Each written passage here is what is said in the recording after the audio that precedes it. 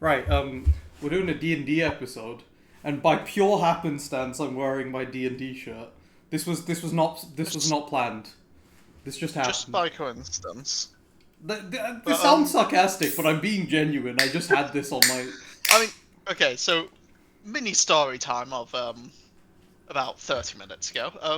So you know how last episode I was talking about Attack on Titan for something, and Of I'm course. wearing the Attack on Titan shirt. Well, I have this rule with my drawers, and I was like, whatever's at the top is what I wear for the day, basically, unless I'm going night out somewhere nice or something. And well, at the top was the AOT shirt, Again. but I was like, well, we're recording all of these in advance anyway, Don't you? but it just looks Looks like like you I've own not one changed shirt. my shirt. for, You know, I like, made a deliberate effort to change my shirt between the last two episodes because I watched the recording again. I was like, I was wearing the same shirt, and I was like, oh, I have to change. Um, you know what's great? I'm getting a phone call about 10 seconds into the recording. Jesus Christ. At least this is a good point to Yeah, cut. yeah, we can cut So, now. anyway, D&D. D&D. Do not disturb. No, Dungeons and Dragons. It was really awkward all the time. I remember when I first started playing D&D, I would say D&D to my parents, and they would assume I was talking about Do Not Disturb. Even though I've explained to them multiple times what D... It took my parents until about last year to really know what D&D was. Because every weekend I would say, I'm doing D&D, and they're like, what is D&D? They would ask the same question every week. It was Um, so frustrating. you see, I think I watched Stranger Things with my parents first, Mm-hmm. so they kind They kind of of knew, they yeah, didn't know yeah. what. I still don't think they know what it is because I do occasionally get the question of, "Did you win at D&D today?" And I'm like, Are you "You don't winning, really win son? or lose." I mean, I appreciate they're trying to understand like what it is and it's things, but yeah, like so I think I was quite lucky where it's like they know what it is, Mm-hmm, mm-hmm. and it's Yeah, I mean, yeah, my parents, like, they still haven't quite grasped the concept that it's something I do regularly. Well, ideally, I do yeah. regularly. We haven't been doing it. But it's something I do regularly, and it takes time. Like, I have to sit there for 4 hours and do D&D. And Really because more than 4 hours. usually more than Like 4 hours, because we have a break you're as well. well, Um, not even that. You're the DM. Oh, You're that's what I was saying. Like, text. I'm the DM and I have to do Um, prep for sessions.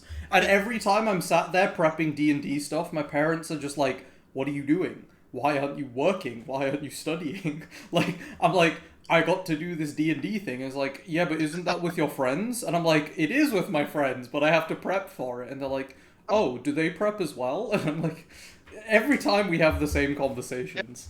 I mean, even to be fair, prep as well for player perspective. Really, ideally, the players have like half an hour minimum beforehand to just go through stuff. I mean, I know with our group, people don't. I mean, I do I like the some new prep. I system think we have most going of on, the you time. know. With the note What, of not taking. playing? No, Oh. that's a terrible system.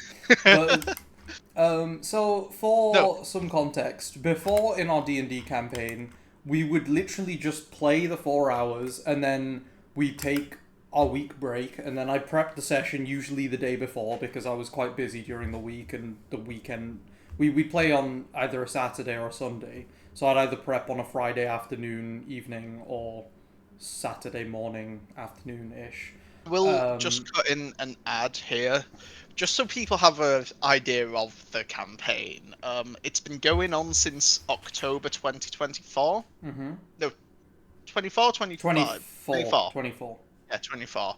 So yeah, it is quite a long-term We campaign, hit and session 47. We're doing pretty well. Um, the, we the were the doing worst pretty well. the worst part is we had such a good run, and we had like one we had like I think two long breaks until the latest Yeah, one, and then the latest break we've had has been the longest break that we've ever had. We haven't done a session since I want to say December. no, we did some sessions this year. Oh, we have. Okay. Yeah. Oh, I think we did. Okay, we didn't do any sessions after November. Then I think we did a couple in like March, maybe. And I mean, then I'm we opening took up the another break notes right again. now because I put the date down for every single Oh, one. you did. Yeah, yeah. We Uh, have two sessions, three 28th of sessions in March. March. Four 28th sessions of in March March. Okay, was the okay. last one. You know what? Never Yeah. mind. We did four sessions in March, one in February and one in January. Never mind. I was being a lot more pessimistic. Yeah, yeah. And we had one in December as well. Okay, I don't remember Granted, doing any of these. it is mid-June right now, It is so mid it June has right been now. 3 This is, months. I think, our longest break that we've had.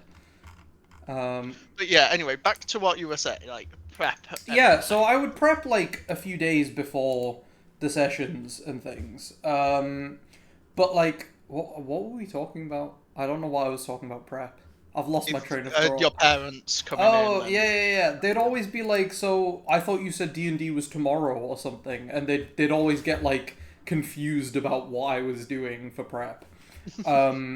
Oh, no, no, no, we moved on from that. What I was saying was our old system, what we did was we didn't have notes. So I would do the prep a week after our I last had session. notes. You had notes, but yet that doesn't help anyone else. We do the I do my prep a week after the session just because that's when I had time. And this basically meant that I'd forgotten everything that happened in the previous session by the time the next session had rolled I think a around. few times you did ask for my notes, to be fair, I but did. then I that have was access to the your issue notes still, because but um, I believe we were talking about taking notes, and yeah, so what I used to do was I would only take notes for my character. Anything my character witnesses, or like if it's general history stuff, but mostly stuff my character witnesses and would know, that's what I would note down. Which then obviously caused the issue for the other people, because if they didn't take notes, they had nothing. And to be fair, I think there when were we times first where started, people just didn't know what was going on in between, like after a new session. Like yeah, I always give a session recap, which I keep it as comprehensive as possible, but sometimes it's not that comprehensive because there's not much to go off of.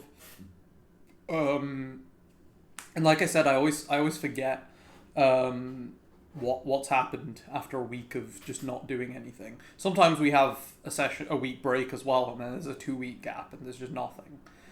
yeah, But I think our new system is very good because what we do is everyone like me. yeah, we write memes. No, everyone who is playing is constantly doing something now because before we had problems where there would be large sections where we're just following two of the characters, and then the other two are just sat there doing nothing. But now we have basically a shared Google Docs thing where it's just notes of what happened during the session, but it's taken by the players while the session is happening. And that way, like, at least for me as well, like, I don't mind doing extra work by being the DM. I don't mind prepping the sessions. I, in fact, enjoy it, and I enjoy telling the story as a DM. But in terms of balanced workload, it is very fair to have the players be doing Oh yeah. something as well. And this helps me prep the sessions later on. So that's even better because now I have something to go off of after a week of not doing anything. Or in I our mean, case right now, our last whenever session we next was start, I'm in going to have to go March. through stuff. Yeah, our last session was the 28th of March. So I definitely will need the note stock to remember what went on. But like, yeah, I really like it because it gives the players something. Because I remember before one of our players he would load up like League or something in the background, or Farming Simulator, which Yeah. honestly, like sometimes is fair enough. Like we made a rule at the start saying you have to focus on D&D when we're playing D&D because it's not fair on other Yeah. people if you're not. But there were definitely sessions where, and the thing is, you could one could point at me and say it's my fault as the DM for letting this happen, but there are points where like the party splits up and I try and flip back and forth between the two groups as much as possible, but sometimes it's just not like possible to give even screen time to everyone. And it is my I mean, job as the DM to like ensure that everyone's having a fun time and everyone's involved. But like, for example, this particular person as well, he's not like the most engaged is the wrong word. He's not the most first like he's a quieter combat over character. roleplay. Yeah, Yeah. yeah. So when I do offer him things to do, sometimes he'll just be like, "Oh, I just do this," and then you can move on from me. Like he's happy for me to move on. And I've spoken to him outside of sessions as well, and he says he doesn't mind just sitting there and listening to what's going on, which is quite nice to hear from my perspective. This is a really important tip I think DMs should do is speak to your players outside of sessions. It's one of the biggest things that has improved sessions for us, in my personal opinion. I don't know if you agree with that, Adam. I'd say so. Because it just I gives mean, me a perspective of what everyone's actual worries are for their characters and for the way the story's going and what they are getting out of it. And like from my perspective, like I looked at this player, for example, who wouldn't interact much and like is kind of on the back lines a bit, and I always thought, oh, he's not enjoying himself. Oh, what do I do? And I kept trying to make the game like fit him better. But then I just realized, after speaking to him, like this happened quite recently as well, because there's a running gag that he wanted his character to die, and I just spoke to him outside of session. I was like, mate, if you're not enjoying your character, we can just make you a new character. You don't have to kill her off. And then he was like, oh no, I actually really like my character. And I'm like, what do you mean? You make it seem as if it's the most biggest for, troll. for some context, this person was literally going, if his character was down, he'd go, no, don't pick her up. Don't pick her Just up. leave her on the ground. We all And it's like, thought that he wanted his character to die, but nope, he apparently really likes her. I mean, to be fair, I think we've jumped a bit far ahead Yeah, in this, and like we'll give a bit of context to this campaign, and then I'll give some context on this campaign first. Then, if we go back and just talk about us playing D&D in general. So, this campaign we started, as we said, October 2024. Was it 7 players? it was 7 play. God damn, it was a 7 lot of players, people, excluding you as the DM. excluding me as a DM. So I was dealing with a lot of voices. Although Now, saying that, I think at first like our group is relatively new to D&D. We've been playing D&D Yeah. for almost 6 years at this. Well, 5 years at this point. Actually, no, it's been 6 years. And that's a long time, but like we still feel like beginners. I think until this we campaign. didn't really play it properly. Yeah. Until this campaign, we haven't properly played D&D. I don't think we've had a few Yeah. campaigns here and there before. But I mean, but now we're at 4 players plus DM, yes, so 5. we've lost total. quite a few players. Yeah, which honestly, for me, I think it's improved the sessions. I Personally, agree. obviously you're able to have big groups for D&D, and I still had fun in those sessions.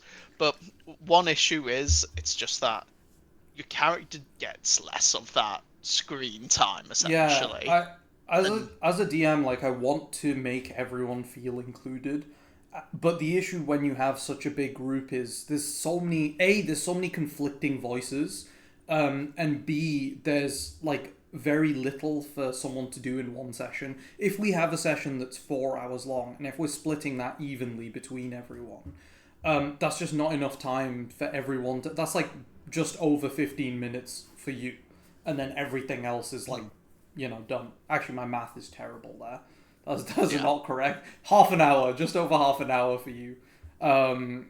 But that's just not enough time in a 4 hour session. And as well, you can't perfectly split it for everyone. And You're I always know gonna, for- as we said before, you're always gonna get quieter people, and you're gonna get more talkative Yeah. people. And I know for a fact that like the pacing in the story has sped up, because not only like at the moment, if we split up, occasionally we're in 3 groups where it's a pair and then 2 singles.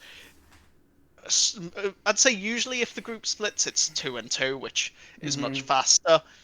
And then obviously there's the whole group together. We never really go off where everyone's going to do their own thing because it takes forever. Yeah. So where before it was like you could have like 4 We'd or had so 5. many random combinations. It was weird because it was like not all the characters wanted to hang around together, which maybe that's like our issue playing I D mean, and we D. Like did. maybe, It was like one of our first proper sessions with everyone in the group yeah, playing, because we'd done D&D before, but not everyone who was playing this campaign played in the previous ones. mhm, I think our main issue was as well, like, at least like we had many players who, and again, like even people who are still in the campaign, weren't as confident as they are now. It was mainly you and me just talking to each other, with everyone else occasionally chiming in, just like the podcast. just like the podcast. Exactly. This was basically a D&D session. um, Yeah, because like you're, I'd say, the most confident in role playing in our yeah, whole group. Aside from my like self as the DM who has to like play older characters. But like everyone, like all the other players are like just completely, like when we started they were just, I think no one really liked the idea of role playing. yeah. I think everyone thought it was still a bit cringe. I mean, I just went screw it. I'ma Yeah, just you just go went for for it. it. Yeah, Which is similar to what I said about in the Comic Con episode. Really, yeah. where I was like, oh screw it, I'm just going to go for it. Like, which I think definitely helped. Mm-hmm. I think as well it like helped other people pick their voices up Yeah. I mean, because Abhinav, he's given us permission now to use his name. yeah, He's been, I think, the other biggest like I factor think driving like. he's improved the He's most. improved the Like most. That's what I was trying compared to to say. Like session 1. when we first started, he like, I think he was trying to play his character in like in a certain way, but it wasn't quite coming across. And he, like, we kind of, his character's called Kel, and he kind of ended up being seen as a coward. But I think that's more like of a fact of the way Abhinav was playing, as well as his character being that way. At first he seemed like a con man, then Yeah, he became Kel the coward. Kel the coward. He's becoming Kel the courageous a bit, not now. Yeah. And like, but like, I'd say out in our sessions, you and Abhinav are the most well spoken out of the group. And then the other two are like I'd say less and less. Noldid's player. Nolded's players come Oh, I love how quite far as how well. we'll go with this character's player now. But yeah, I think Which name he's do we use for Nolded though? Do we use Nolded, Scales, Damon? oh We have a character that has Really? many names. yeah, but yeah, like Noldid's player, he's improving a lot. I think the issue with him recently, well, the last I say last few sessions, honestly, the last like 15 sessions. It's been a while. It's been since the Vic his Mordir arc. his that's the like last big arc that we had. We're coming to the climax of this Conclusion of- current yeah. arc. But yeah, basically this person, he's just been so unlucky with his rolls recently, which My I god, think it's session after session. He will just roll the shittest rolls in combat. And it's just, like, the thing is, he's playing a monk before, and monks are pretty good at combat. And he just wasn't having fun because there was a time where him and Adam's character Lena were doing a 1v1, and he just my days. unlocked this, I can't remember the exact name, but it's basically the monk, like, Ki Blast attack. his ultimate His ability, ultimate Ki basically. Blast attack, That's which is, that's how he was hyping it up. I Well, believe his it's character. 3d12s off the top of my head. Yeah. And he rolled a 1 on every single d12, and he did 3 damage to Lena, and it was honestly the hardest thing to watch. I felt so bad for him, because he was like bigging up this attack, and he was like, all right, he role played it really well as well, and he was like, okay, I've had enough of this bullshit, and he was about to take Lena out with a strike, and he just got absolutely decimated. Yeah. Lena is a fighter, so I think the matchup between monks and fighters is like heavily dependent on the roles and the way you play Monk it. usually I would say wins that, monk though, would because- typically win it because yeah. you could. like, especially because you're a melee fighter, and he has the advantage of he did that cheesy monk build where you can hold someone at 15 feet of range and wail on them while they can't hit you. But his rolls just didn't work for it that day, and he just ended up losing the fight. Yeah, which has happened to him a lot. I Multiple felt times. really That wasn't bad just the because one. yeah. I mean, there was another time where like both of our characters were falling off a mountain basically, Yeah. and it was like a saving throw where I think he just rolled low, and then there was another time where he rolled two nat ones in a row on something. Mm-hmm. Like I don't think it was like important, serious things. It was like a perception or something. Mm-hmm. But it was like two in a row where he got nat ones, and I felt bad for him. But Yeah, yeah. But I mean, regardless of the situation he's in, he's been doing really well as a player. Like I think we've yeah, switched the class from monk to a warlock because he wasn't really enjoying monk. And again, this is another thing I want to say for the DMs out there. Like, be open to listening to your players' feedback. I know it doesn't necessarily make sense that someone went from a monk to being a warlock just out of the blue and they lose all their monk abilities and they gain a bunch of warlock stuff. But I think we played it in a really, like, good way. And this also helps that our campaign is almost entirely homebrew. It's yeah. based in the world of Eventir, which is made by AAW Games, because we bought the Rise of the Drow module from them. But the actual story itself has just been entirely homebrew because we did start on Rise of the Drow previously, but I don't think anyone was fully getting into it, and I personally, as a DM, Yeah. didn't like having to read a made module and stick to that. hmm I love storytelling and I love However, like you still have some of the yeah, yeah, characters. yeah. I've kept some of the characters around. So Yeah, like because Jury you met Endor's like one Duriandor. of Yeah. the main starting characters that you meet at the start of that campaign. And because we're using Eventir, which is their world, we're staying on the map. So every time they go to a certain area, if it's a character that I've read about in the book, I will bring them in. I Um, mean, one thing I am going to say though is this is for like players. So you're obviously able to give outlook for DMs. I'll try and give more of an outlook for players. Um, when you're making your character, don't be afraid to just add flair to them and change it up a bit. Like with my character, she's her whole thing is that she's got no magic. Well, obviously, no matter what class you are in D&D, I think there's some sort of magical component yeah, to you everything. can make But most classes have but magic. what I've done is there's a fox spirit, which whenever something magical happens, it's actually the fox spirit doing it, which adds flair. But then, like for example, barbarian, another class. This isn't my character, just a future character. I'm thinking of, oh, instead of it just being or someone who wants to rage, I'm thinking of it being someone who they'll take drugs or Like something. Vinland Saga, Yeah, with the like berserker Vinland Saga, mushrooms. Yeah, yeah. the Berserker mushrooms, where he buffs himself up. Hmm. And then another one. This is actually something I suggested to well, two things I've suggested to VJ actually. He ended up settling for what he's got, Oh, but we might have to bleep that VJ, name out. yeah, twice.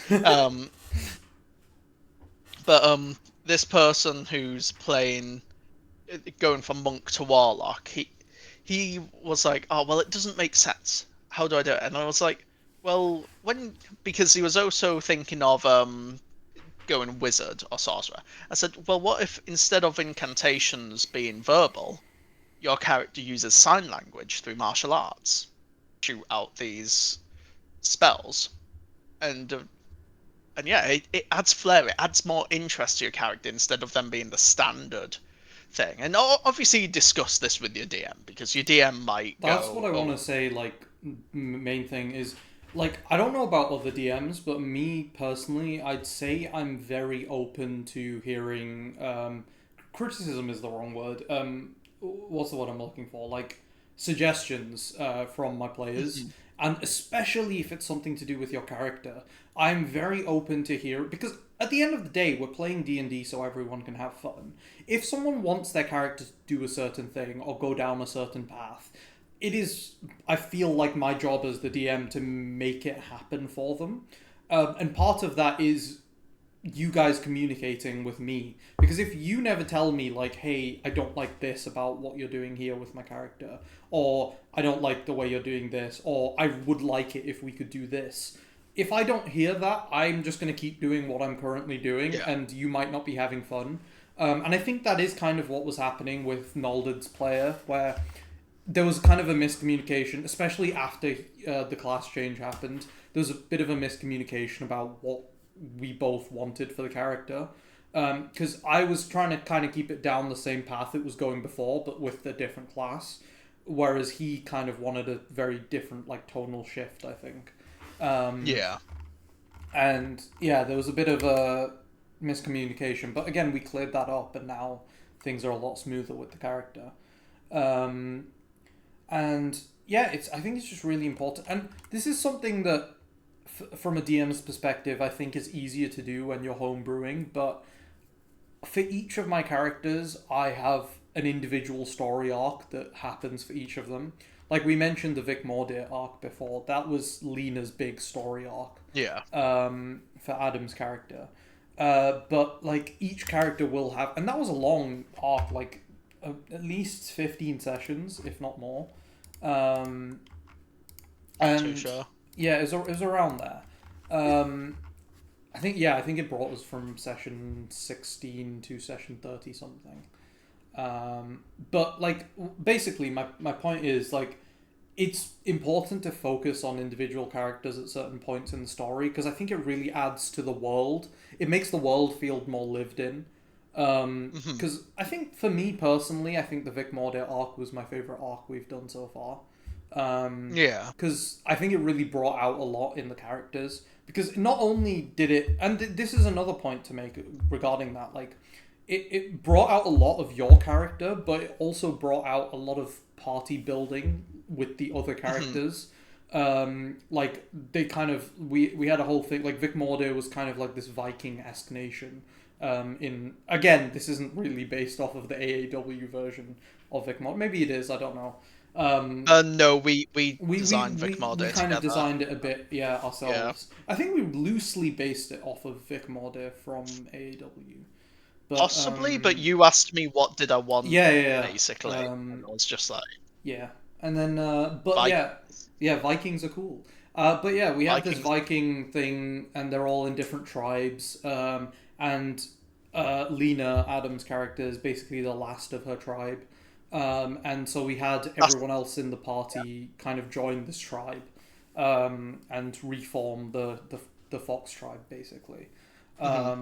And I think it's a really good, like, role play and party. One Like, thing I am going to say to those players out there as well, though, it's if an arc isn't about your character and you don't have much going on, don't want well, one important thing, don't try to steal the spotlight.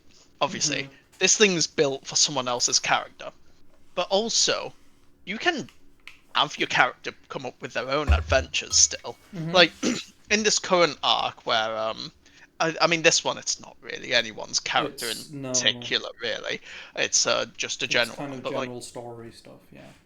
there was stuff going on for Kel Abinav's character and like I, I just threw Lena in there as well because not to steal all the spotlight, but because I know later on when it comes more focused on Kel's arc, I want Leon to already be established. I want her to be able to know people, to be able to interact, do her own adventures and things.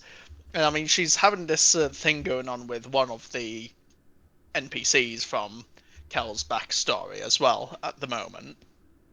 And it's like, if there's nothing for your character to do, try and set something up for them to be able to Mhm. do something. Discuss it with your DM as well. I mean, for this, I didn't really discuss it with you because I feel like it just very naturally flowed. I think in the party, mine and Abinav's characters are like the closest friend wise. Like, Mhm. I I'd mean, say so. obviously Yeah. the whole party they're friends, but like relative, it's a shame because I feel like with a four-person party, it doesn't really work. But when there was seven people in the party, it was like Lena, Kel, and another character were really close together than other ones were. But now it's just like there's Lena and Kel, and then Nolded and Well, Theodora. I But think I think we still have a bit of a funny dynamic going on because Cal and like yeah, Nolded have like a rivalry going on, yeah, and which then I a think very would love hate be relationship. monetized Much if more, we yeah, were. much more hate than love, but and then I mean, Theodora's just Lena kind of and there for the ride, you know. I mean, She's Lena and surviving. Theodora, they go drinking together and Yeah, partying together and things. I think Lena and Nolded, they're starting to get along because yeah. initially Nolded really disliked Nolded is Lena. the typical edgy D&D character. Like, my whole family's been murdered. I need to avenge my family, He needs which to is avenge them, but peacefully, and peacefully, dislikes. of course, because he's a But monk. one thing, one funny story. One thing I remember from very early on in this campaign is Nolded got very upset with Lena because she killed people, and killing is bad. Of course, killing is Um, very. We've established that Nolded yeah. doesn't like killing people. So what happens in Then the next encounter that we have? Is Nolded VJ you've said his Nolded's name again? player Nolded's player rolls. Oh, he goes, how would you like to do this? The A standard Matt classic Mercer Matt Mercer thing. line Yeah. of "You're ending Um, combat. How would you like to how do would you this?" like to do this? You've got the final hit. I punched them so hard that the head explodes. We were all just What? gobsmacked. I remember we all just paused for a minute and looked at him on the camera like, bitch, what did you just say? You just had an entire argument with Lena about not hurting people, Killing is and the bad. next thing you do is blow someone's head off. Oh my Oh, god. it was it's funny. Like thing There's a is like running gag that Nolded has bipolar disorder because yeah, he just constantly flip flops the between. class change really The didn't class help change that really bit, didn't because help. now he's got a voice in his head. um, but yeah, like I mean, thing is though, D&D it's all about funny moments like that, and also thing is, I mean, everyone in the campaign, I'd say us five, we're all really close friends. We've known, I mean, I've known Theodora's player since I was very young. I've known the rest of you for at least 10 years. All of us were friends at school. We're all very close, and like we know we're friends. Don't be afraid of having negative tension between characters because it adds so much more. It adds a lot Obviously, to the story. My yeah. favorite moment in the campaign still happened very early on. I think it was like session 3, 4, so somewhere around there. It was when it was one of the big arguments that Lena was having with Nolded, and like everyone was just stood there Oh, trying to diffuse this situation, and Abhinav role playing his character almost like so perfectly, where because Abhinav's character is like really into history and like dungeon exploring, and the characters, architecture. the characters happen to be fallen into like this ancient dungeon, because the ground collapsed beneath them, and these two are about to kill each other, and then I'm just going around asking everyone else like, oh, what are you doing in order to kind of diffuse the situation, and I get to Abhinav, and he's like, yeah, can I have a look at these walls, please? And it was just this like really tense One moment. moment that was going on. Oh, sure. Aha, it was not me this time.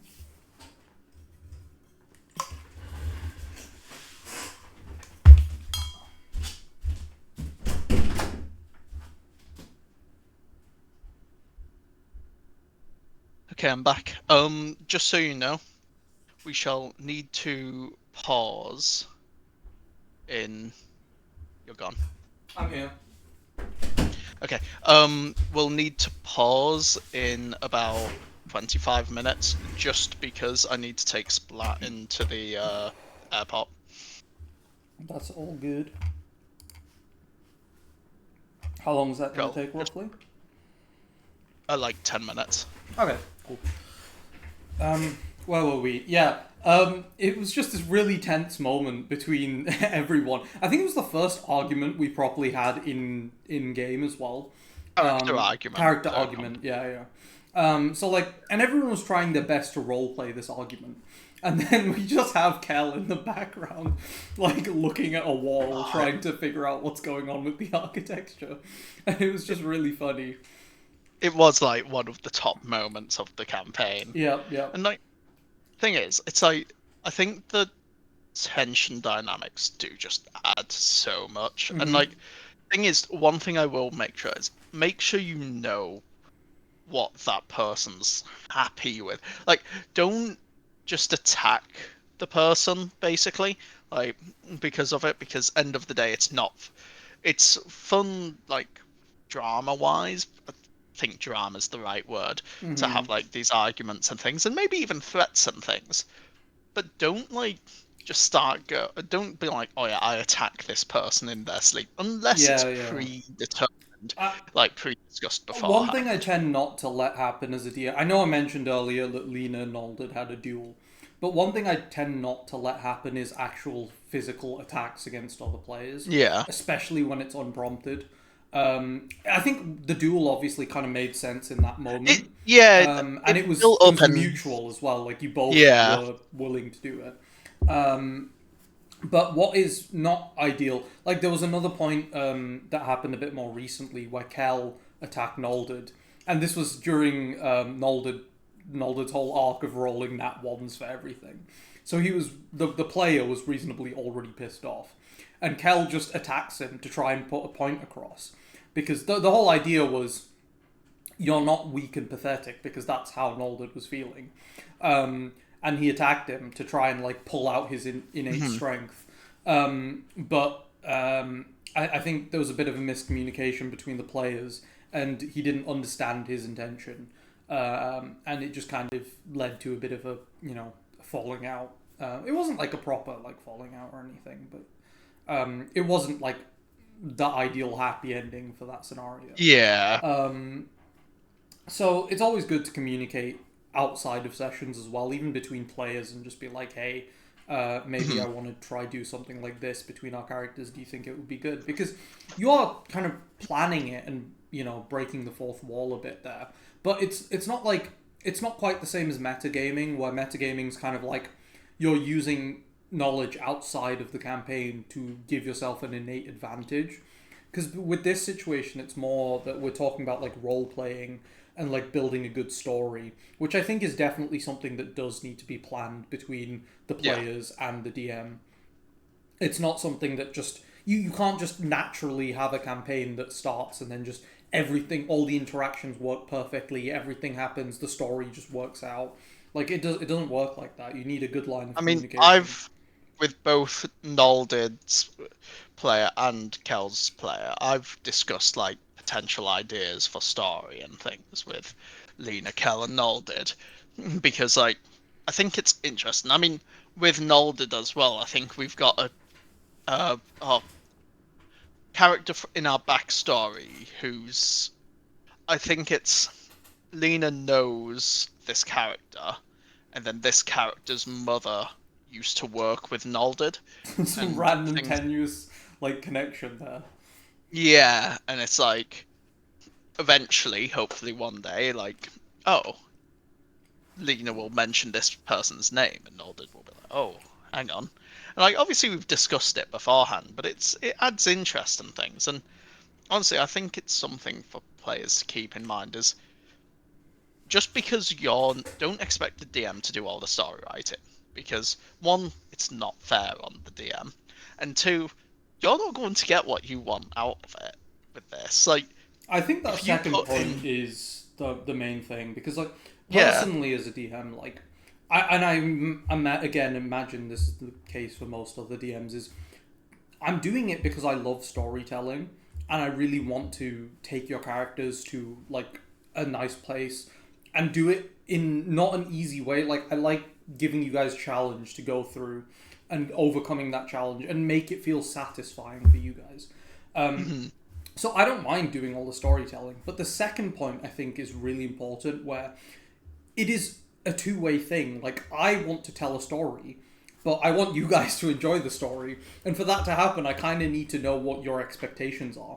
And all of the story arcs that I've designed for every character, I mean, the only one that we've properly gone through is yours, and we've Yeah. dipped a little bit into Theodora's, and a little bit into Kel's, and a little bit into Noldur's, but I'd say yours is the main one, then Theodora, Yeah. then Kel, then Noldurd the least. I mean, I think as well though that's because the region we start. I mean, we just happened to wasn't- start in yeah. near Vic Mordir, which is the entirety of your story arc. And like, from my perspective, like I'm not railroading you down a certain path, but it kind of made sense to go in this route anyway. So, but like, the only reason I made these story arcs and why they are the way they are is because I made your characters with you. There was a lot of prep before the campaign even started.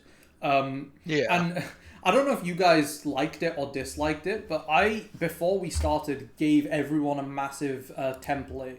I might attach it. You came up with some of the questions, yeah. I might actually attach it to the description just as a viewable document because I think it's really helpful. I'm just trying to pull it up, but it was a template that all that was who's your character, what do they do, why are they the way they are, a bit about their backstory, and I asked about NPCs from their backstory and locations from their backstory. It's a lot of information to give about a character who you're still creating, but it was essential because I think this is what really made your characters feel much more real than previous campaigns we've done. Because previous campaigns, the characters almost didn't feel like they lived in this world. They just kind of felt like they were almost isekai. They spawned into this random world. Yeah. I mean, I remember our first D&D campaign. They did basically, like, they just all woke up in a cave. Yeah. I was like... Well, like, for, at least for my character, we came up with, like, okay, what will she do in the past couple months, really, to bring her to this point? And then, like, we had a few shared backstories as well. Well, I think just the one, actually, but, which is always a good thing. It adds That's something else I will recommend, is if, let's say, there's, like, a bunch of you, even if there's just 3 or 4 of you, I reckon maybe not 3 because you don't really want there to be the duo and the single person, but like have shared backstories. There's no reason not to. I mean, the reason for mine wasn't inspired by it, but like in Critical Role Campaign 1, Vex and Vax, they had a shared backstory. Pike and Grog, or Greg, later season, that's they've got a shared backstory. Don't think anyone else has a shared. No, I don't think so. But yeah, they've got shared backstories, and I think it helps with early dynamics as well. Just, I think the key to success for having a shared backstory is have different characters. Don't have similar characters, because otherwise it's just... Let's say both of them are heavily introverted, then it's just a duo who aren't going to chat to anyone. Yeah. What Adam's saying is, like, not, like, it doesn't even matter if their classes are similar, because if we take the example of Vex and Vax, again, they're both kind of roguey archetypes, right? One's a ranger, one's a rogue. But they play very differently to each other, and you can tell they're really distinct personalities. And the way, again, they bring it around to their story, kind of, like, you know, the reasons for why each of them are the way they are. And there's a beautiful moment later on where one of them almost dies, and, like, you get a flashback. And especially watching Vox Machina. They do it really well with Vox Machina. I mean, they did it really well in the campaign as well, but it's just amazing to see the visuals as well in Vox Machina. By the way, shout out to Critical Role if somehow you haven't watched Critical Role yet, or Vox Machina. Yeah, you should this go. latest season's been brilliant so far. Oh, have you been? Vox Machina or Critical Role? Vox Machina. Okay. Machina. I was gonna say I thought you hadn't watched Critical Role season 4. Nah. No, I haven't been watching. I stopped midway through season 2. I need to catch up again. Oh really? Oh, I've loved this latest No, season. I'm talking about Critical Role, not Vox Oh, Machina. I was gonna say like, I've watched all of Vox Machina. yeah, last Um, week's episodes were the best so far. hmm Wait, as in Uh, it's currently airing a new season? yeah, Oh, never mind. I six haven't watched episodes are all out. of Vox Machina. I didn't know a new season was coming. No one's told me this. Why haven't you told me this? I thought you'd just know if I'm No. honest. I haven't. To be fair, we haven't talked as much as we normally do recently. Yeah, I think the last time we spoke was literally last time Yeah, we recorded. it's been quite a while We since we've done. recorded the episode, which does actually mean I do have a nice update at the end of this episode because it's Ah, been for a a week. It's week. been a whole Um. week. Anyway, back. Oh, let me see the time. 8 minutes. Yeah, back to the focus of D&D. Um. So we started D&D at like, how old were we? Wait, wait, 18, wait. 19? One more thing I'd like to add about the Oh yeah. current campaign before we do that. What the biggest thing I think is probably the most important reason why this campaign is working way better than anything else we've done is we use cameras when we play this campaign. Oh yeah. We are all spread across the UK. We're miles away from each Even other. Europe. Even Europe For a chunk for a of it, while yeah, because when I Adam was was in in Spain. Spain. And you just can't play D&D remotely unless you use cameras, in my opinion.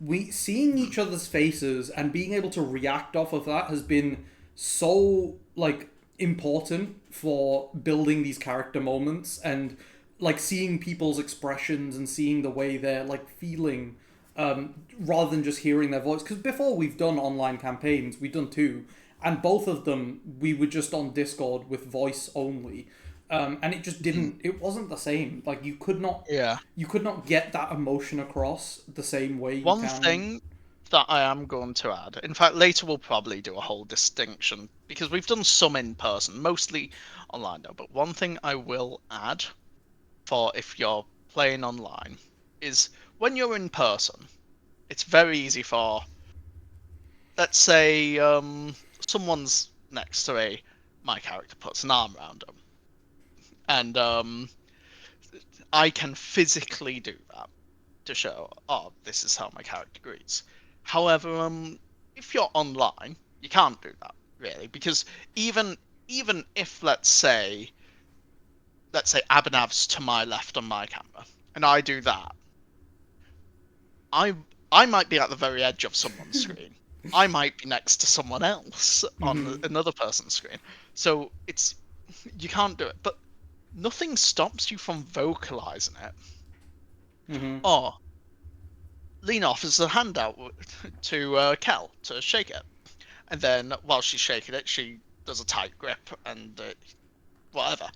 Um, like, don't, a lot of emotion and dynamic and personality comes across what someone is doing. Mm-hmm. So try and verbalize it because you're limited online, Mm-hmm. and it might seem odd at first. But I think especially early on in the campaign, when people are just getting to know your character, it's essential. I think it adds a to it. lot of Yeah, like personality to everyone's because characters. even something as small as, I would literally say, because Lena doesn't have any concept of like social barriers and personal space, Personal I things. will literally say, oh yeah, she stands really close to him, like not realizing Mm-hmm. that it might be slightly closer for comfort. Yeah, and it's just nice being able to play off of that as a DM as well when you give your character a personality like that. And me as an NPC, like say for example, like Lena's pretty intimidating. Like she's a short like character, but she's like got weapons all over her. She's like a Yeah, Mandalorian, like weapons are my religion. That is very similar to the Vic Mordian tradition as well. yeah, Um, and it is intimidating when a person with strapped full of weapons just comes up to you and puts their arm over your shoulder. And I've played NPCs like being more scared interacting with Lena as opposed to other people in the party because of the way Adam expresses his character. And Yeah. it definitely adds a lot for a DM as well, being able to like receive those inputs. And I also try and do it for certain characters where like there was a bigger intimidating character that was kind of in a tournament arc that we encountered, and he would always stand over everyone because he's so tall, and he'd use that to his advantage. But like, you know, things like that, I think they really add to your experience and the player's experience, coming from a DM's perspective. And I like, as well, like, I mean, I think you're the main one who does it, but like coming back to having the cameras on, like being able to just use your hands to do things, like point at each other. Like, I mean, we do have different cameras, but everyone knows where we are on each other's camera because we've been doing it for so long now. And as well, they do get the rough like idea. Like, and like, but like being able to point, being able to like, you know, visualize things with your hands, and just being able to like gesture while you're speaking as well is definitely like you always do the whole put your arm around the thing. You always do that with your arms. and as well, one other thing that Lena's, it's a shame because I don't actually have it with me in Oxford, but Lena's got this pendant thing, which it's a Witcher one that I got from from a store in York, and York Armory, shout out, very good place. Yep. And basically, her pendant doesn't look exactly like that, but I got heavy inspiration, and she fidgets with it a lot. And I will literally, I mean, I fidget a lot anyway, but I will literally sit in camera just fidgeting with it when nothing's going on. Okay, does it add anything? Not really.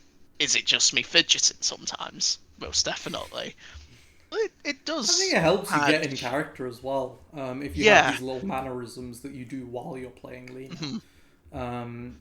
And like, I mean, there's certainly like a distinction between Adam and Adam playing Lena, and it's the same for everyone, I think. Because you get into that kind of character mindset, and I'm really glad that everyone's able to do that, especially now compared to the start of the campaign, where people I think were definitely a lot more reluctant to do that sort of thing. But yeah, everyone's really opened up, and I think having cameras on is another big part of that, because now I can see when someone's getting bored because they've not been talked to in a while, and I just like, hey, what is your character doing right now, or how does your character feel about the situation? And I can see one of our players' face going bright when he opens up League of Legends, the bright blue from the Q thing. No, but yeah, like we take it a step further as well, and we actually record all of our sessions, and they're not like posted online like to be seen by everyone, but they're put in like on like a private YouTube account. Where like only we can see them, and that's just another thing as well. Like when we first started, I would like rewatch the episode at like 2 or 3 times speed to try and like remember what happened in the previous session, but that just takes way too long.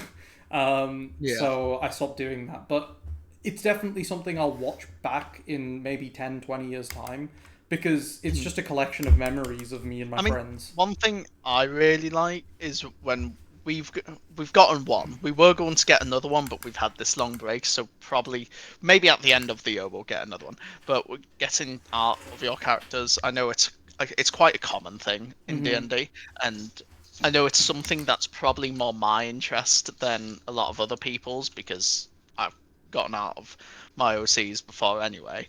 But I find it's really nice because basically we've got our characters in a tavern, basically. And it's a really nice art piece.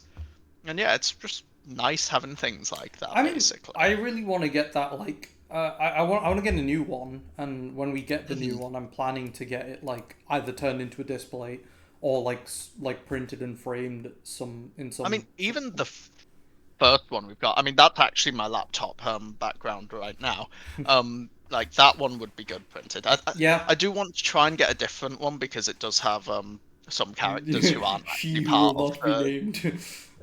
of the campaign anymore. Yeah. And we are back. Um, Oh yeah. it's been like 30 minutes, I think. I almost fell asleep. I was having a nap. So, well, I was lying down in bed. But we're back in recording mode. Yep. What were we talking about? D&D. Um, D&D. I think we were And moving on to when we got started. yeah, so obviously we started around 18, 19 years old. Around Um, COVID time. yeah, I think it was still lockdown when we started. And I mean, yeah, the first campaign, I remember it was fun, but I think it was rough, Oh if I'm yeah, I honest. mean the first one we did, we used Roll20 for, um, and I remember I had to make like all of the maps and everything because we didn't really have a budget back then. We weren't planning on, like, we didn't know how long it was going to go on for, what was going to happen. So I ended up having to make like all of the maps for everything, and it was tedious. Like as a DM, and that was my first. No, that was in my first to second year of uni, and I was just absolutely overwhelmed with what like the amount of stuff I We had to still do. had a lot of players And we as did, well. yeah. We had like I think Yeah, we had 6 at that time. I can't Um, remember, but it was a lot of players, I will and say that was one of my first times ever DMing, and managing 6 players is quite difficult. I think if you're yeah, a new DM, smaller D&D groups are definitely better. Like even if it's just 3 of you, including you as the DM, it's I think that's fine. Um, I I honestly know some think people like do like one-on-one sessions where it's one DM, one player, but I'm not sure I would enjoy that as much. Um, I think online is more difficult than in person as well, because keeping people's attention Especially back then is when we didn't have cameras on as well. yeah. It was really difficult to keep track of who's doing what, first of all, and then also who's actually paying attention. Because especially back then, we had people doing all sorts. Like, people hmm were playing games, people were like. And, like, we'd have one person who doesn't play D&D with us anymore, who he would just be silent for GTA, I most of think. the session Yeah, and play GTA in the background. which Um, which, like, at which that is point, fine, it's but fine if at you're not the same enjoying the D and time, D, but then you might as well just not be playing D&D with us at yeah, that point. Yeah, respect everyone else's time really. exactly. Like, Everyone's making taking time out. D&D is a long process. It's 4 hours every week for us when we're actually doing it, and that's 4 hours out of everyone's day that they're setting aside to do D&D. And that's just not it's not easy, especially now that like half of us are working adults and the other mhm. half are gonna be working adults very soon. And you guys, like, I'm not working yet, but I will be very soon. And then but we I was in full-time education, as oh my god. Oh, I've taken 2 fexofenadine, but it still hasn't done anything. Um, But yeah, yeah, everyone's busy, but they're making time, so you need to respect that time by putting your full attention towards it.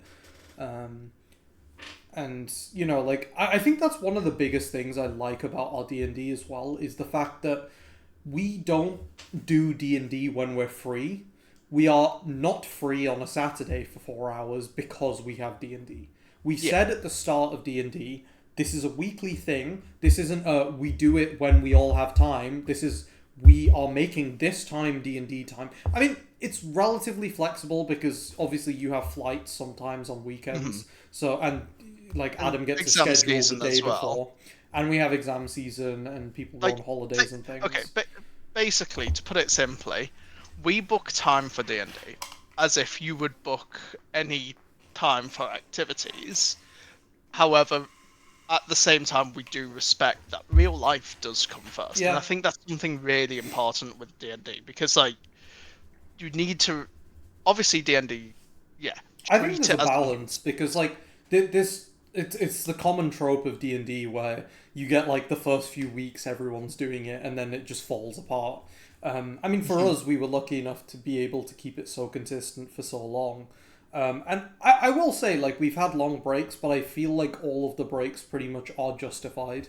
Like, we stopped, the latest Yeah. break was, well, the January break was because of our exams, and then This the one, latest break is one of our other friends has exams, and then some of us it are was going a on lot of holiday. stuff stacking It up, was a load of basically. different Because things. Like someone went on when one holiday, person was then free, yeah, yeah. yeah. Comic Con as well, Comic that Con through, happened, and now Abhinav's in Africa, and then I'm going to Japan with Abhinav after he's back from Africa. So it's a lot of different holidays stacking up. yeah. But we should be pretty free afterwards. Fingers crossed. Home stretch. Hopefully. I Um, mean, yeah. I don't envision much happening till October Comic Con / my birthday in October. That's going to disturb D&D sessions. Maybe Anime Con or Comic Con in August. Maybe. I might go to Comic Con York, I don't know. I mean, it'll be a weekend or so. Yeah. And yeah, but like, I mean, we were also talking about moving the sessions to being on weekdays now as well, especially with mine and Abhinav's schedules, because we're both doctors and we can literally just be in at Yeah. random weekends and things. I already know a rough schedule, and I know I have like. I mean, my local- schedule's just chaos. I mean, Yeah. I landed last night at 20 to 10, I Oh my think. god! In the evening. Yeah. Oh my god. Like Yeah. one of our mates, he pinged me around, I think 7, yeah, 7:05 last night, saying if I'm around for some Void Crew or Overcooked. And I just sent him a picture. I was like, I'm taking off in half an hour. Nice. So yeah, like Mhm. that at the moment. At I least, my think yours schedule's was the pretty most chaotic to plan around. And busy. Yeah. this is another 4 point for having smaller groups is it is significantly easier to have people's schedules line up if there's less people in the group. One thing I will advise to anyone running D&D, like maybe the DM's not necessarily the one organizing and running it, but like anyone running D&D is at the beginning set out what you want from your players and well from anyone Session taking part. 0! So because like thing is, it's like we had one and okay, it wasn't a contract which we signed, Mhm. but it was basically We like, set look, ground rules out. yeah, We had a long discussion. I remember. Let me pull it up because I have notes from that. it It was was like, essentially like treat it seriously yeah. because a lot of our previous ones it was it was a mix of light-hearted characters and serious characters, and you wanted this campaign to be a serious one, so treat it seriously. We talked about the schedule. We talked about our gameplay Yeah. expectations and how we're going to be over Discord, no phones allowed. We talked about the exact way we're going to be playing as well, with like how difficulty is going to be with fights and things. Because at this point we've played D&D for a good 4 years, so I wanted to make fights more challenging. And I say at least some of our fights have brought us close to the edge of like player deaths as well, Yeah. without like knocking us into ridiculous territory. And then again, like just what I was doing from my perspective in terms of character stories and the main overarching plot. We also talked about how we were going to role play, and how people would announce roles and things. We literally went into very specific details.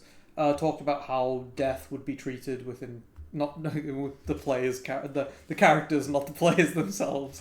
Hoping no one dies. That would be very bad. No, that was in there as well. If you Oh yeah, if you miss die, someone after- else will take over. Yeah, of you course. will be executed. But yeah, we talked about all of that. And then also some random other little homebrew stuff that we're doing, whether allowing multi-classing, things like that. And then I introduced the basic premise to everyone, and then from there we started making... I mean, some people had already made their characters, or like had an idea for them. I think you pretty much had your idea by this point. But other people were still in the process of making their characters. But as well, something important with that is go over it again every once in a while. We did a second session 0 after the second arc. one. have we done a third one, or We were we going to haven't. do? I think we're gonna No, do a third one. at some after point. this arc, we were going to do one, but then we Yes. had a long break. Yeah, we haven't Anyway, finished the arc. arguably, maybe we should have it before we finish this arc. It anyway. could be worth it, yeah. Um, But yeah, session yeah. 0. I think it's really important to get everyone's expectations and see like, hey, what do you want from the campaign? What do I want from the campaign? This is why, how, especially from a DM's perspective of, this is what I'm planning to do. Do you have any objections? Is this the right campaign for you? And be flexible with it as well. Like, because obviously you went and said, look, every Sunday, I think originally we said 10 till 2. Yeah. Yeah. And I was like, well, with my schedule, I can't commit to it either. We have it slightly more flexible where I let people know the previous day about what my schedule is, and then we adjust it to that, or I can't take part, and then everyone's happy to adjust it where it's, okay, maybe we'll do 10 till 2 or 2 till 6 or whenever's available for people. And like, obviously as well, at times, unfortunately, there's been, not even just with me, where it's like, oh, this last minute thing's come up, really sorry, but we can't do it. And yeah, you do have to be flexible, because remember as well, this isn't a job. We're not signing up for work with this. Like, be the flexible. end of the day, everyone's trying to have fun. And, you know, it's like, worst case, like, you can do, like, we've had sessions before where one person's just decided, oh, I can't make it, but you guys go ahead. And there's been like rare exceptions where I usually prefer to just skip the session entirely than have a character missing, but there have been scenarios where it was more appropriate to just do the session. Like, for example, when we had our in-person session and Abhinav was, I think, on a family holiday or something, and he couldn't make it, and it just made more sense because the rest of us were there at that time, and that was back when we still had 7 people in the party, I think. So one person missing would be kind of, you know, unfair if everyone else had to stop. But then, like, there's also been times where, like I said, we would just cancel the session because if someone can't make it, because at the end of the day, everyone's part of the story. It wouldn't really be. Yeah. It wouldn't make sense in the story, but more importantly, it wouldn't be fair on the person. I mean, if they're missing. If your character is going to be gone for a while, try work with the DM and say, well, can this happen at the end of this session? And then the character gets integrated back in 3 sessions later, for example. Like, because we did that with Kel. We did that with Kel. The reason he was missing was he ran away because his character isn't a fighter, but suddenly after meeting this new party, everything that's happened to him has just been fight after fight after fight, near-death experiences over and over again. So his character decided to run away because he needed to be absent for a few weeks, and he just said, listen, I don't want to stop you guys from doing D&D, you guys go ahead, and I'll just sit it out for a couple of weeks. And that's what happened, and he just stepped out the story for a bit. And then his character was found again, lo and behold, he had been captured, and then the party had to rescue him. And then we kept him in jail. I remember we had an entire session in person, and it was 8 hours long, and he did nothing the whole time. It wasn't that is an example of bad D&D. Yeah. The thing is, I was trying to involve him, but he said during the session, and he said afterwards as well, he was enjoying just watching the D&D happen and just seeing what would happen with him in a cage while everyone else was getting murdered because there was a big fight going on and he was just stuck in a cage the whole time, and nobody let him out. Yeah, it was quite funny. I think I spoke to him about it. I think he looks back on it positively. I hope he does. Yeah. I mean, I felt really bad for him, but at the same time, like, I was trying to get him out the cage, but every time I gave an opportunity. I think he refused it. He refused it. And I was like, okay. Well, I think he was just playing his character because he would. That was the issue. So Lena and Kel, really good friends. However, like, I think Lena felt really betrayed by Kel There for was, leaving yeah, and wanted so there to was a play big that. story arc moment that just happened where Kel's like real like story arc had kind of just started with some like tragic event that happens. Basically, his character almost, or technically does die, but is brought back to life by this mysterious power that the party still hasn't quite figured out what's going on yet. It's been like 40 sessions since then, and we Yeah. still don't know what's going on. But then afterwards, Lena and Kel had this moment where it was like, if you're dangerous, I'm gonna have to kill you. But I'm gonna trust you and I'm gonna keep your secret. And Kel reveals a whole secret with that he's Yeah. half elf. And And elves are like really rare in this world, mhm. at least in the setting that we've gone with. As well, I will add for this secret, the rest of the party wanted to kill Kel because Yeah. they didn't trust him because he hears voices at times, hmm and they didn't trust him. And Lena like stood in the way, like Yeah. no. So Lena stood up for Kel, and then immediately it kind of made it awkward because It was Abhinav like had to leave for a few in sessions. in world, it was like two It was days just two later or days something. later, Kel just leaves the party entirely, even though Lena and Kel just had this deal where it was basically like, listen, I'll watch your back, you watch mine, but if I lose control, you have to kill me, which was what Kel says. And Lena was like, yeah, I'll take that responsibility, I'll hold that burden. And then Kel just fucks off immediately. Lit- And it just I doesn't make remember it sense, was but really awkward because I didn't want to break character, just let mhm, Cal out because Lena wouldn't be the person to do that. She'll hold on to a grudge, mhm. but at the same time, it got to the point where I was like, just get out of the cage. And you know what? I think that is something else that's important for people to know. You don't have to play your character 100% lore accurate all the Yeah. time. We've One, had have fun. retcons happen as Yeah, well. yeah. We've gone through a session, done it in a certain way, then thought, wait a minute, that made no sense. Let's just go back and say that Hmm. something else happened, just for the sake of the story making more sense. And like, yeah, Yeah. at the end of the day, like it's a made up story. It doesn't really matter if you change things, as long like we're just having fun. And Mhm. if the story being a certain way that's different from what we've said until now means, like something changed. It's at the end of the day, if it makes more sense and you're having more fun, it's fine. Yeah. Like, Um, because as well, you need to because Lena's quite a loud character, mhm, but that doesn't mean I'm going to cut everyone off and interrupt them. mhm. Like, would she do it? Maybe she would, We tend but at to. the I same think time, we have this unspoken rule going on of just when people are speaking, just let them say their thing before yeah. you cut them off. It's weird for us though because we've pretty much only played D&D with each other. Yeah, No that's one in true. our group except for me has played D&D with anyone else. I'm pretty sure. Um, Mhm. and I was I going to think you do were another going to, and then campaign, it just didn't happen. but a bunch of people dropped out, so it Yeah. didn't end up happening. I've done I've done one with some of my friends from uni, and then I did one campaign. It might be interesting to talk about that at some point as well. But I did one campaign where I played with a bunch of strangers, who I didn't know, and that was very interesting. I think us speaking so far, all of our experiences just been talking about our perspective has just been talking about what we are playing as a group of friends. I think it's very Mhm. different if you're going into a D&D campaign with strangers.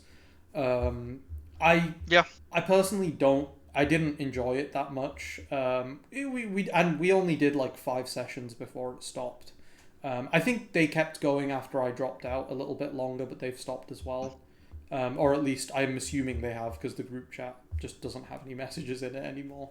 Um, but yeah, like um, it's weird because with friends, I feel like I can just be myself and be very open. Yeah. But I feel like with strangers, it's like you're all there to do the same thing, and you're all similar.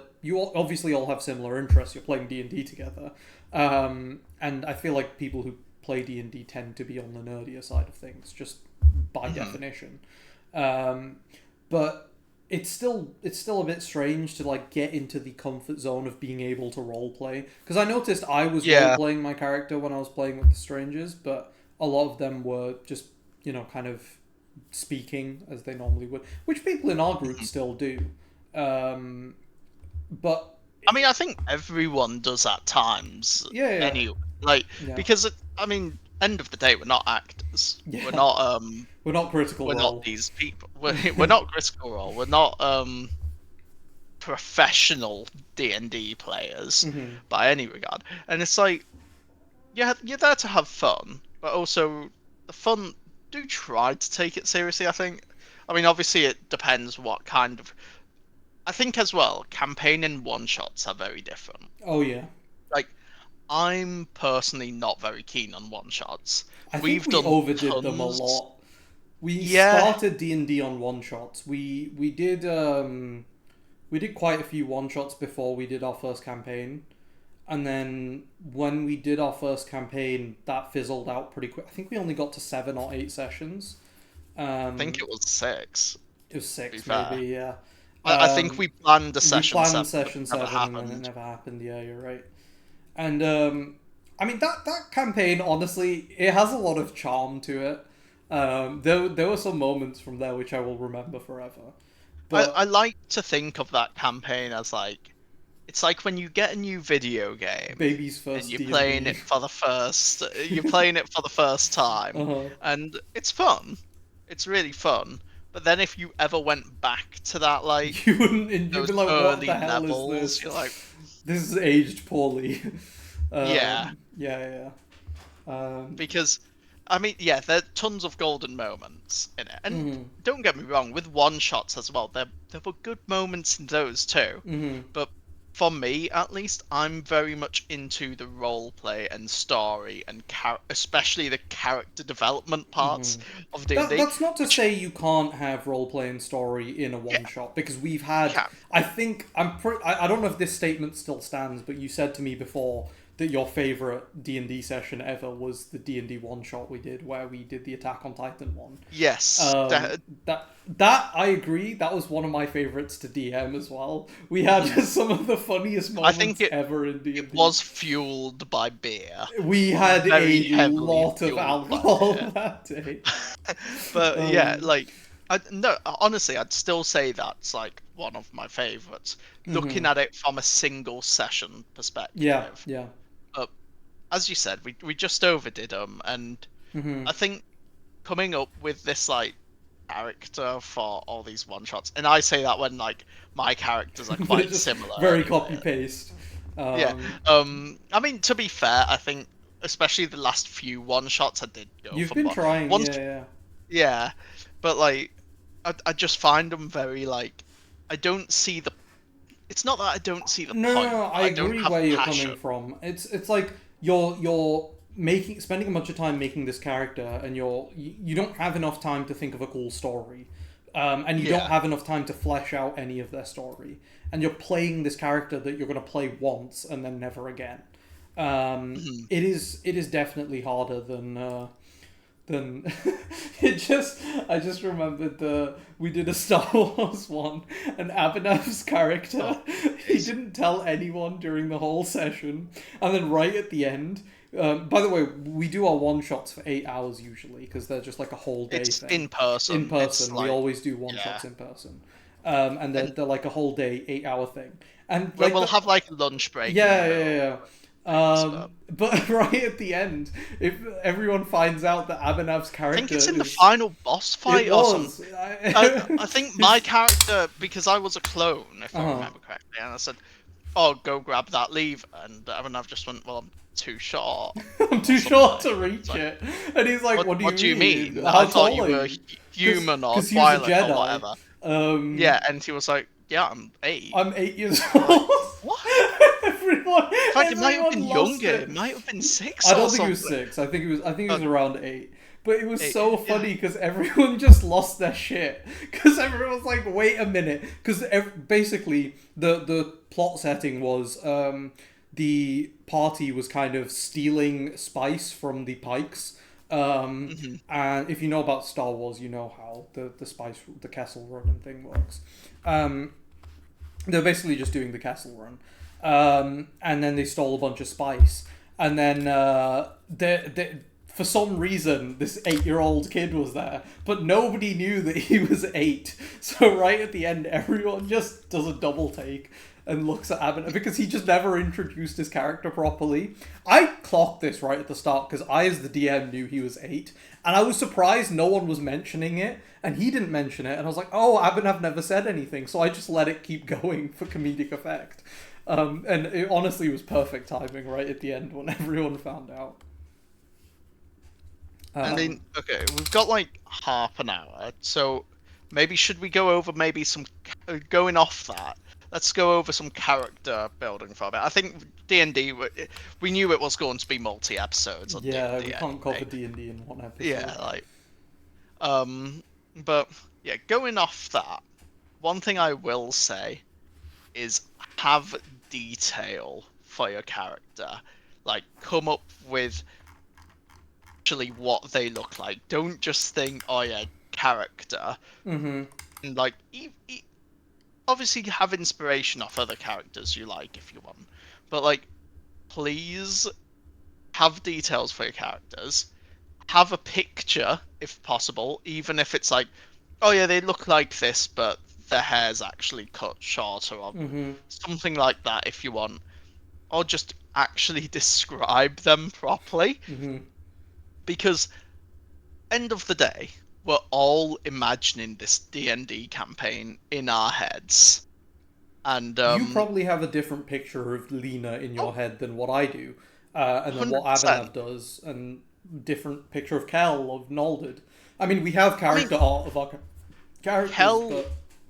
Well, on that as well, we got character art of our characters about 5 months after starting. Yeah, it was a while. No, we got it in April. It was quite a bit longer than... So, yeah, about 6 months after starting. And Abhinav's character, Kel, he looked very different from what I expected him to look. He looks like the generic anime protagonist, for those of you who watch Isekai and stuff. But yeah, so Kel, he looked like that, where I went back and watched session 1, and he described him differently. Because he described him as like middle-aged, scraggy, and stuff. And then I mean, the character looks how Abhinav wants the character to look. Like, I wasn't going to correct him on it. And then he gave me this description. I was like, that's very different from what I imagined him to look like. The thing, I do think Kel kind of changed over time as well, because I don't know if you remember, but his character icon for Kel, for a while, it was just this old man. And like, Abhinav refused to accept that this guy looked like an old man, but it absolutely looked like an old man. It did. And, I mean, I think, to be fair, I think this appearance of Kel fits how Abhinav's been playing him. I agree. A lot more. I agree. Because Kel has matured a lot throughout the story, and I think that suits this younger appearance, basically. But Theodora, another one where, I mean, she doesn't look as that different, like, compared to Kel. No, but I expected Theodora to be this big, like, hulky woman who's, like, very aggressive and, like, full of scars and things. No, Theodora's the cutest, like, barbarian you could imagine. I mean, she's not a barbarian, but, she was a cleric and has now become a paladin. Yeah. I think in the picture she was already a paladin. Paladin, when we gotten that.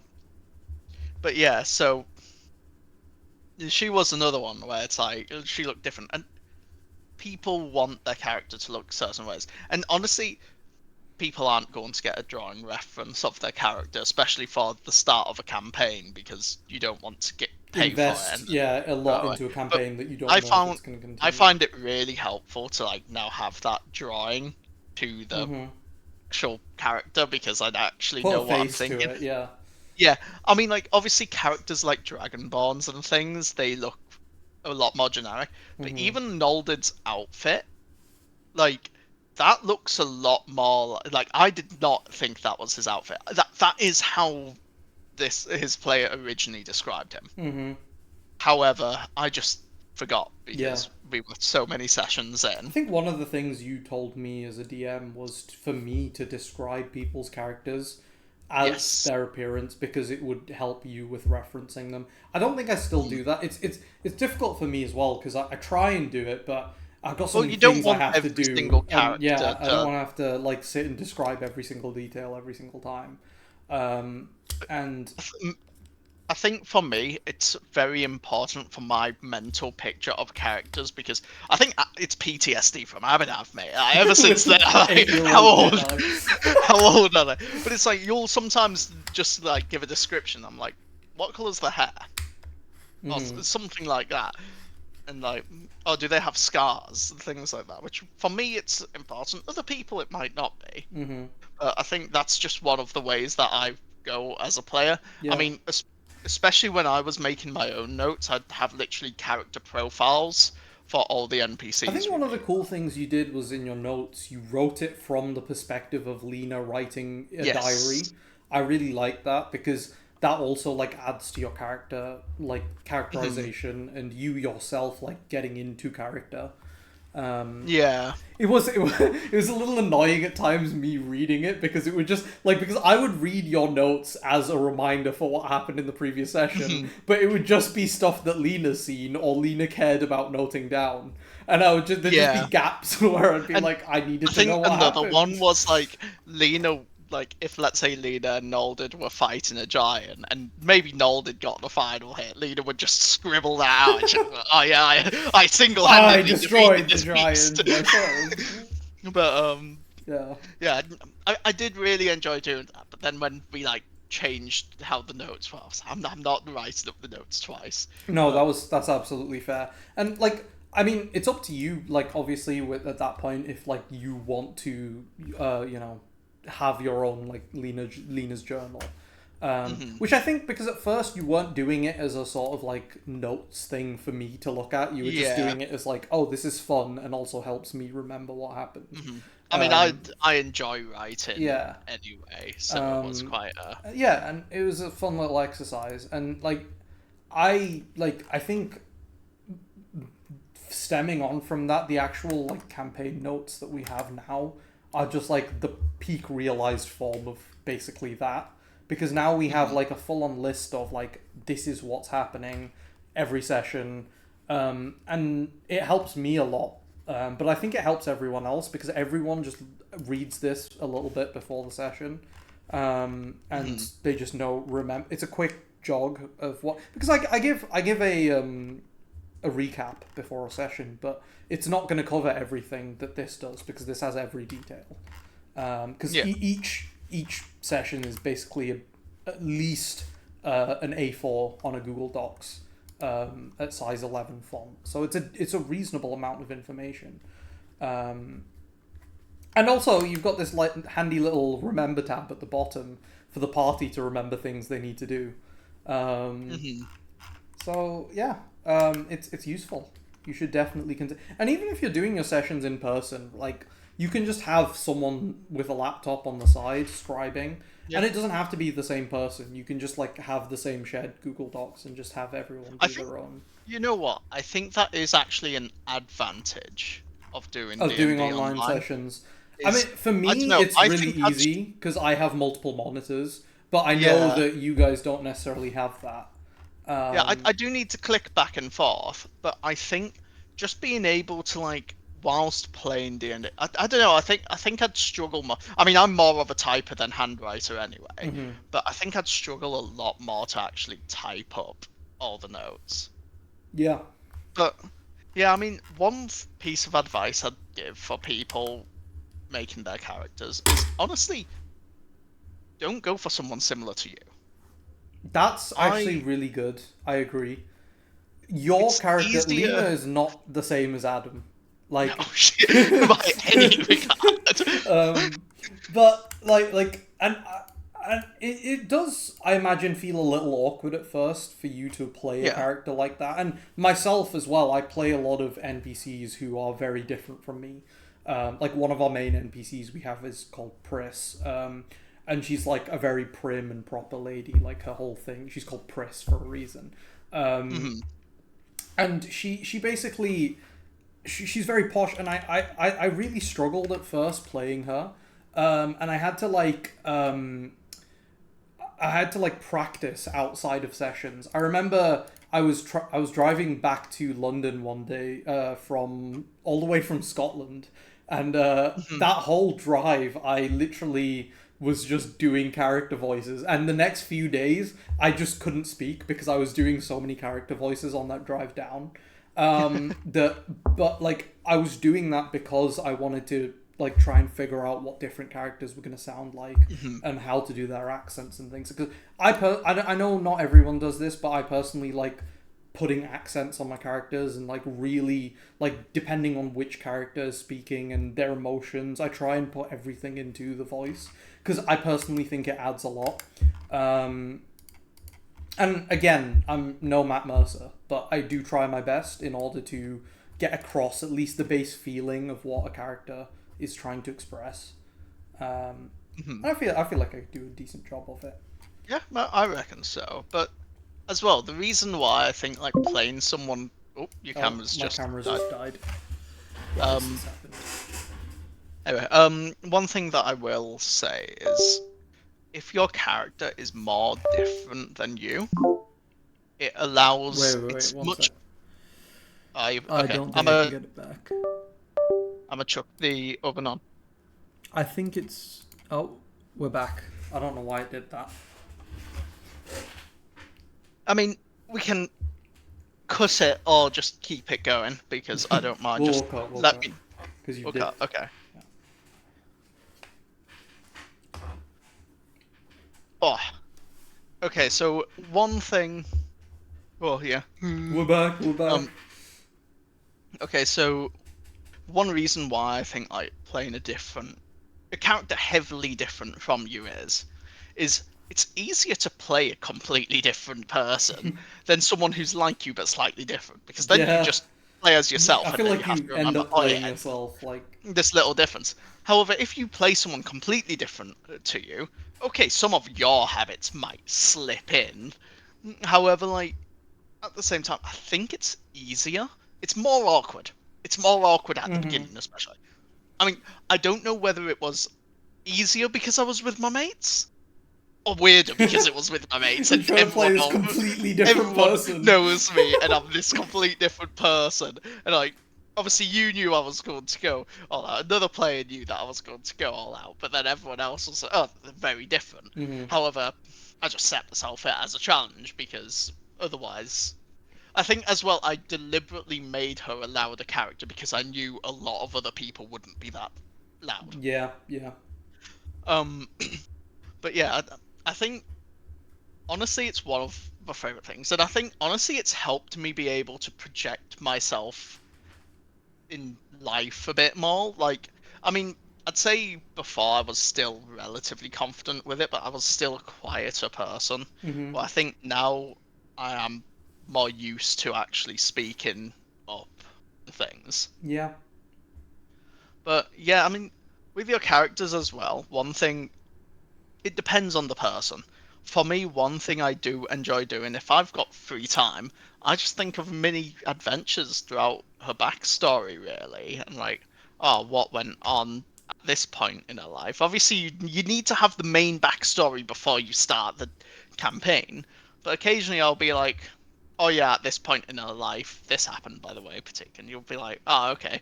I mean, obviously, sometimes It's you'll be not like, something oh, I'll always integrate actually, into the story, and yeah. sometimes it's something I'll dispute, like, oh, actually, that doesn't make sense. Like, I can't be like, oh yeah, she killed 3 dragons when she was younger, by the way. But like, I mean, we also had moments where, and it's again, this comes back to the importance of discussing with not just your DM but with each other, where we've had moments where you say a certain thing to me and I'm like, oh, for fuck's sake. Just keep going. I think my camera's gonna die. Well, we'll probably wrap it up quite soon. Yeah. But yeah, we've had moments where I've just like I've been like, oh Adam, that doesn't actually make sense with what you've told me about your story so far, your character so far, and like, oh, let's just discuss this, and then we work on it together to try and figure out how to kind of remedy that. And honestly, I don't think it's I'm back. I don't think it's ever a bad thing to talk to each other about your characters. I can't even think of a downside. Um, Yeah, I don't see why. Other than it takes up a bit of time, maybe, but like that's something you're just doing If together. it's like something you're interested in, hmm what's wrong with I also that? think as well, Like, like coming from the perspective of having like playing with a completely different group of strangers. If you're playing with people you don't know, it's probably even better because that way you can. It's something to talk about with a bunch of people who you don't know. Um, Whereas, like like it's difficult. Like for us, we all know each other. We've known each other for ages. We don't need yeah, to. I don't need to think of a conversation topic when I'm speaking to Adam. It just flows naturally.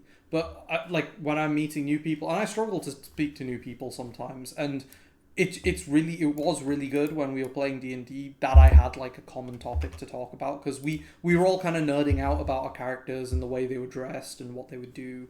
I actually played Pris in that campaign with them. And I was a bit cheeky because I was only playing Pris in that campaign because I wanted to create a cool character for the campaign that I'm running. And because I just wanted to flesh out the character more, and I thought, oh, playing her is probably the best way to do that. mhm, And I had fun playing her, so I was like, okay, yeah, we're gonna add her to the story. And she's definitely changed a bit since how I played her, but it definitely helps. yeah. I think that's another thing you can do as a DM as well as if you're playing, if you've played games previously, bring in characters from other games that you've thought like, oh, I like this from this character. I like this from. Take inspiration I mean, from. that's with the player characters as well. Yeah. Honestly, inspiration. Who cares if they seem like this other character? Who cares End of if the they did day, it in Critical Role before? Like, it doesn't matter. if it's something you enjoy and you want to play, go for it. If I trying to think of a character, Freerun. If I wanted to play ancient elf mage who has a huge mana pool but suppresses her mana, why not? Okay, yeah, make it have some of you in there, hmm add in your own bits. But it's like for Lean, I've got hundreds of different characters from fiction where I went, oh yeah, that bit throw in, that bit throw in. hmm It's like just make a character who you like. One of your characters from your backstory is literally Rujid from Mushoku Tensei. Yes, literally. It's just And straight up for taken from for him as well, I anime. think his appearance, He's an apart from exact the copy, yeah. gemstone, exact copy, and but that's a background character. Like, for that, yeah, I hmm think it's all right.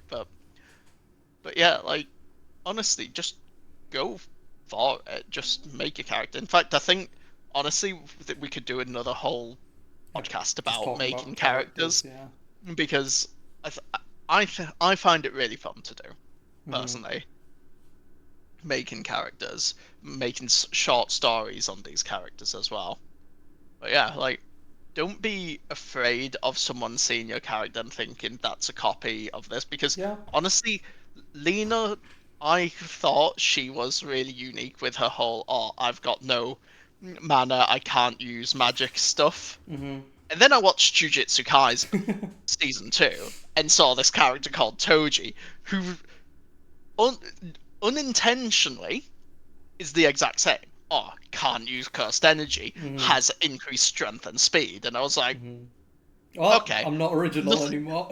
nothing's original to me. Like, you cannot have an original idea, uh-huh. and it always annoys me. I mean, I love Toji's character. Like, he's one of my favorite characters. I was wearing this earlier, which is literally the inverted spear of heaven. I mean, hmm well, obviously I do in You the cosplayed Comic him. Con. I cosplayed Yeah. as him.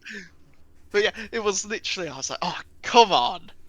But yeah, you can spend ages coming up with this original character idea, then you'll watch an anime a couple months later and go, oh, Oh, okay. great. It's been done already.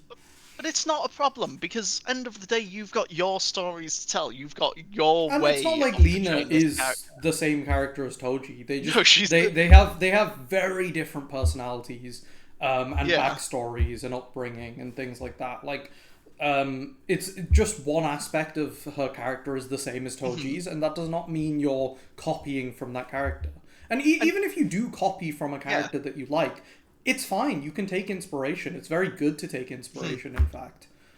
Because end of the day, even if I did watch JJK first, and I went, oh, so cool. And I'm gone I'm again. thinking, that's so cool. I'm just going to carbon copy it with my own flair, but then change the rest of it. I think it would have been just as valid of a character, honestly, as me coming up with the ideas myself. Anyways, with your camera dying, I think we should do show and tell before we... Yeah, we should start our wrap up. So, anything interesting? It's actually been a week since we last recorded. Yeah, it has. So we can do what happened in the last week. I haven't had anything really interesting happen, to be honest, but I do have something for show and tell purposes. Oh. John, well, I'm going to have to bleep that out, but one of our friends bought me this, which I'll need to paint at Comic-Con, funnily enough. But it's very D&D on theme. Got a little beholder, so I thought I'd show that. Yeah, I'll have to get around to painting that after I'm back from Japan. So, anything fun happened to you? So I've made my own homemade char siu with one of my friends. Very nice, very nice. Char siu and ramen. And the other night I went on a night out, and it was great. First time I went to a nightclub. Nice. Really good. And tell you what, I didn't get abandoned. Last time I went on a night out, people just abandoned me. That was so sad. I remember hearing about this the day after. Literally, it was three of us went out and went tons of drinks. Went out. We the place we were at closed, so we got like kicked out. And I turned around and it went missing. And then I find out the next day. Okay, so beginning of that first night out, I was like, oh, let's get kebabs at the end of the night out. It's gonna be brilliant. Kebab at the end of the night out is the best thing. End of the night out, they've all gone missing. I'm basically gone. I somehow get back to my flat, stumble back to my flat. The next day, I find out they went for kebabs without me. I felt ultimate betrayal. Top 10 anime betrayals. Honestly, I have never felt so betrayed. You know what, Pratik? I think this should be a clip for the TikTok account, considering we're not uploading anything to YouTube at the moment. We got banned, by the way. Yeah, we got banned in our first week of YouTube already. We're hoping this recording might never go up if we don't get our account back. But anyway, went out the other day. Didn't get abandoned. Went for the kebab. Nice. And you know what? Redemption. Wasn't even hungover the next day. Perfect. We love to see it. I do actually have something. I've been drinking this earlier on in the episode. The new flavor of Pepsi Max out. Oh yeah. This tastes like cough syrup. It's not that good. It's okay. It's like the kind of bittery caramel sort of flavor, but it's just sickly sweet, and it just tastes like cough syrup. I do not recommend. I do love Pepsi though generally, so sponsorship Pepsi, not for this one maybe, but for a different. I did just shit on one of your products, but maybe not the best else. way to. No. Don't worry. I love Pepsi. I love Pepsi. I love Coke as well, so either one will take the sponsor. Anyway, I've not really got anything else interesting to show. Well, my camera's died again, so I think with that, it's a good point to wrap the episode up. Yep. So goodbye. See you. Like and subscribe. Goodbye.